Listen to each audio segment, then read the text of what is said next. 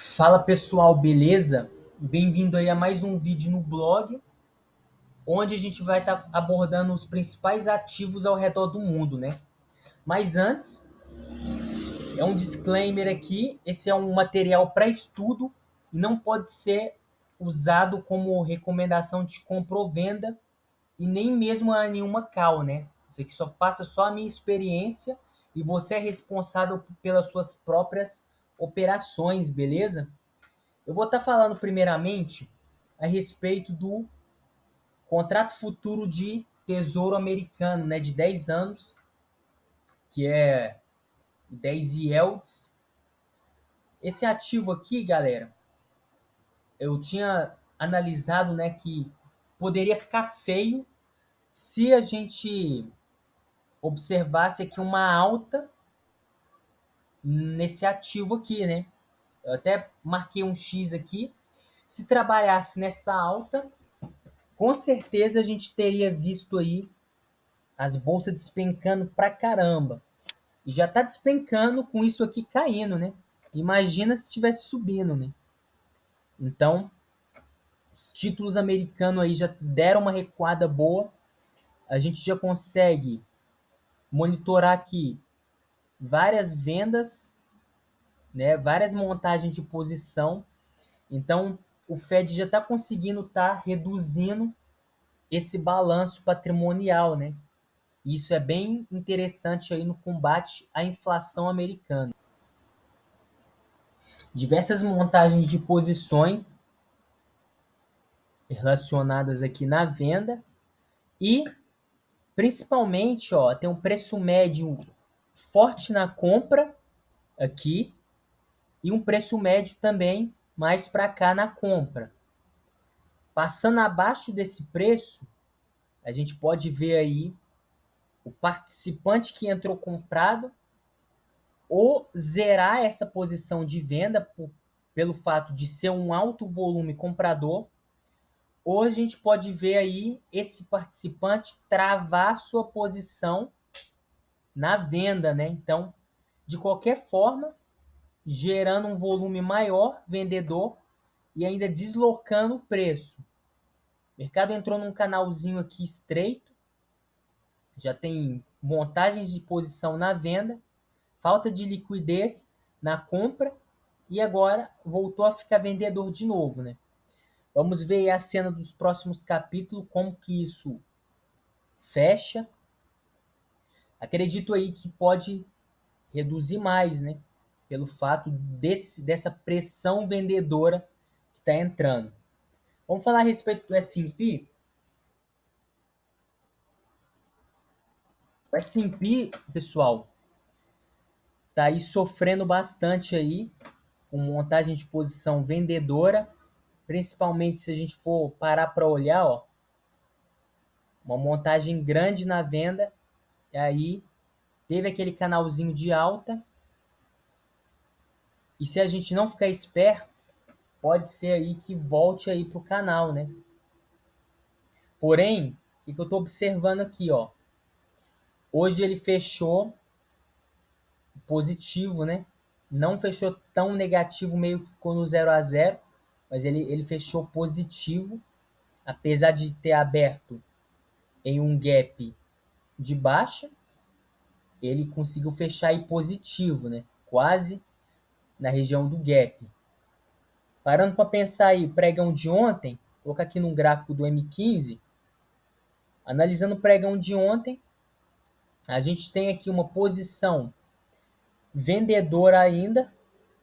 Se a gente for pegar aqui a VWAP, temos uma posição vendedora ainda forte, onde o mercado não conseguiu trabalhar acima dessa posição, ou seja, montaram aqui uma posição vendedora e aí eles defenderam essa posição vendendo mais ativo, né? Até fez algum teste aqui de liquidez, porém olha só como que esse comprador teve essa parte cinza, indicando que houve muita atuação passiva Quando tem muito book nessa região, ou seja, o agressor não consegue deslocar o preço, né? Não consegue furar toda a liquidez presente naquele momento. Então, normalmente, eles acabam ficando amarrados nesse topo aqui. Pode achar que é pouco, né? Mas na verdade não é, né? Daqui até aqui embaixo já é coisa pra caramba, né? Então, muita gente ficou amarrada aqui. Teve uma escora mais ou menos para esse lado aqui. Voltou, fez o teste sem fluxo comprador. Esse saldo é menor do que esse último aqui. E já voltou a cair no overnight. Abriu aqui num gap de baixa, né? A gente não considera o overnight. E aí, hoje, por mais que abriu no gap de baixa, né? Ele ainda assim fechou aqui acima da abertura, né? Porém, tá aí na mesma, quase na mesma região do fechamento anterior, né? Ainda tá abaixo, então, para a gente ver aí uma montagem de posição no S&P, a gente precisa ver muito fluxo comprador entrar, né? Só esse fluxo comprador não é o suficiente, até porque ainda está mantendo esse canalzinho de baixa, tem esse preço médio aqui, onde chegou a tocar nesse preço médio desse vendedor e logo em seguida voltou para V-Dragon, né? Que é a VWAP do dia. Então, a gente ainda tem uma briga aqui, não tem fluxo suficiente para subir, beleza? Falando aí a respeito de dólar, pessoal, dólar contra real brasileiro, a gente vê aqui uma alta, né? Uma volatilidade relacionada ao dólar. Bom, pessoal, eu marquei aqui todas essas que está de verde é a Ptax, né, do dólar que a gente tem aqui. Vocês observam que a Ptax ela tem subido cada vez mais, né? Então tá sempre fazendo aí uma Ptax em cima da outra, seguido aí de muito fluxo comprador, ó. Compra aqui, até entrou um vendedor, né? Seguida de uma absorção climática. O que seria isso, pessoal? Quando entra muito saldo aqui, vendedor, mas ele não cai muito, porque entra muito passivo, né? Muito player operando contra. Isso significa que, baseado nisso, isso é um evento climático, né? Uma mudança de clima naquele momento oportuno. Mas não é só esse o contexto, claro, porque no M15 a gente perde muita informação, né? Eu estou tentando trazer aqui de um contexto geral, né? Que não dá para explicar tudo que aconteceu em um pregão. Porém, como ele veio e sumiu, entrou aquela boletada de venda e sumiu, característica aí de player de hedge, costuma fazer isso, né? Um perfil de atuação como hedger, né? Mas a gente teria que ir lá dentro fazer um estudo mais fundamentado para a gente poder ver o que de fato aconteceu aqui. Não só falar que é uma simples absorção ou algo do tipo, né? É uma coisa bem mais complexa. Porém, vamos continuar observando aqui que entrou bastante compra, né? Muita compra entrou aqui e o vendedor sempre vendendo no fundo, né? E voltando na cara, olha só. Normalmente, esse vendedor acaba dando mais saída. Como assim? O que é dar mais saída? É quando você entra errado e precisa sair dessa operação no prejuízo com uma compra, por exemplo, e isso fazendo o preço sumir mais. Por quê? Porque você está consumindo a liquidez da venda, né? Então para você sair de uma posição perdedora, você desloca preço, né? Isso falando que é o institucional, né? Que tem bala para isso, que tem grana para poder fazer isso. Quando alguém se enrola com muita grana, para ele sair, ou ele faz um hedge, ou ele zera a posição dele, mas aí ele, de qualquer forma, ele acaba deslocando o preço. Fazendo hedge ou não, ele acaba deslocando esse preço, entendeu? Normalmente é isso que acontece, né? E a gente viu aqui o vendedor sempre voltando na cara, né? Isso dá muita liquidez para o dólar subir cada vez mais, né? Então tá nesse canal, né? Tem muita nessa estrutura. A gente vê aí o vendedor se dando mal, ou é o vendedor se dando mal, ou é uma saída de algum comprador que acaba saindo com uma venda e gerando compra, gerando um fluxo contrário ao dólar, né? Porém, o que eu estou observando aqui pode ser que desloque mais para cima devido aí a esse cara que a gente vai estar falando aqui, índice do dólar, né? Índice do dólar tá mais comprado, né? A gente consegue observar isso. Muita compra entrando no índice do dólar. Entrou esse cara travado aqui, ficou enforcado no topo. Então, deu liquidez para cair, né? Porém, o que a gente observa, gente?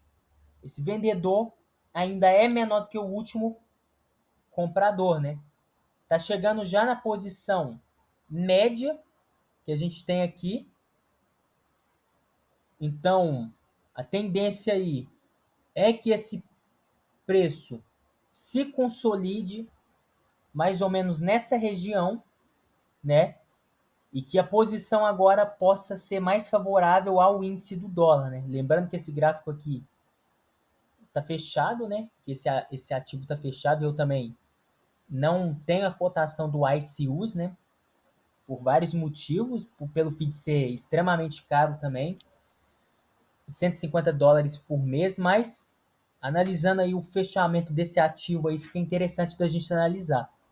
Uma alternativa também é você analisar o dólar franco suíço, que tem uma correlação de quase 96% do índice do dólar, né? Como que a gente olha isso? A gente vem aqui, coloca aqui o índice do dólar, e olha só, pessoal, como que tem uma correlação bem interessante, né? Aqui deu uma descolada um pouco, caiu bem pouco em relação ao índice do dólar futuro. Vou olhar esse ativo aqui, é só o gráfico aqui, como que deu uma descolada do índice do dólar, porém, observa bem que eles seguem aí praticamente a mesma premissa aí, né? Subiu, caiu, aqui deu uma descolada, porém, subiu, fez o range, subiu e caiu, né? Então, o dólar franco suíço tem uma correlação aí de quase 96% com o índice do dólar e tem uma correlação bem positiva aí quando você se trata do gold, né?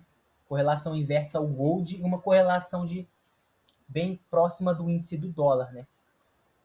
Pode ser pelo fato do franco suíço ser uma moeda estável, né? Então, uma moeda mais neutra em relação ao dólar. Então, precifica bastante, né? O dólar com o franco suíço. Mas aqui o franco suíço é a mesma coisa. Tá vendido. Saldo já voltou a ficar comprador. Dependendo se houver alguma montagem de posição nessa região, pode ser aí que desloca preço, né? Seguindo aí a correlação do índice do dólar. A gente vai ver esse deslocamento. Para isso, precisa aparecer parceria, né? Porque senão vira só uma leiturinha pontual.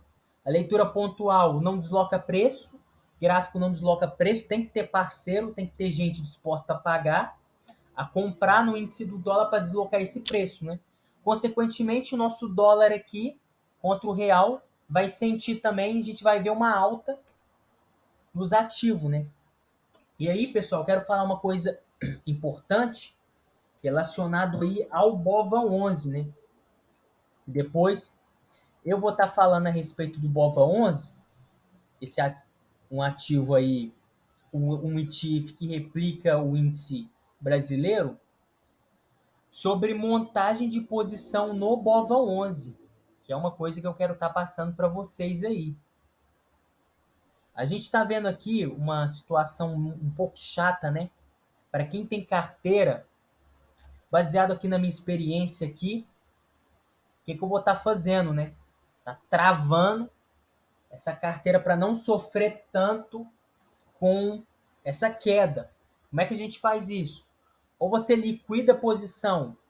Ah, mas eu quero arrumar, quero continuar recebendo meus dividendos aí trimestralmente ou mensalmente. Você precisa travar isso a carteira, né? E como é que você faz isso? Entrando na ação futura, vendida, e aí você não fica exposto aí a essa oscilação, né?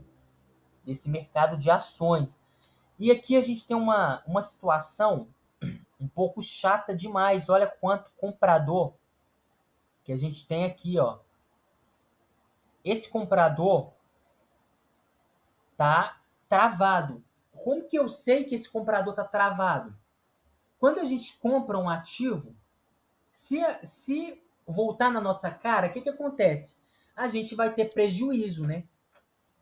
Uma posição que a gente tem aqui comprada e o mercado começa a cair contra, normalmente esse cara fica amarrado, ou esses institucionais, ou quem comprou esse valor aqui, ó, que chega a ser 1.891.000 ETFs, né?